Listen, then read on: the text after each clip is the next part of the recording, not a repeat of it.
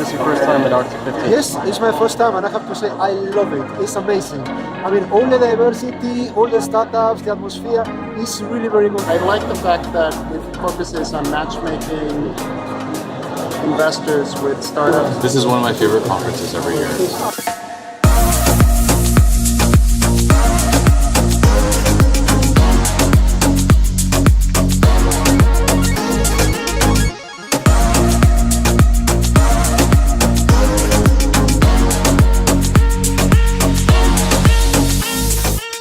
To me, actually, the real point of this is basically the deal room that you have upstairs is really very well organized. So thank you guys for doing this. The deal room is a really great tool. The system works perfectly, and it's really and then you get some good quality. It's about planting seeds now, and hopefully they could lead to deals.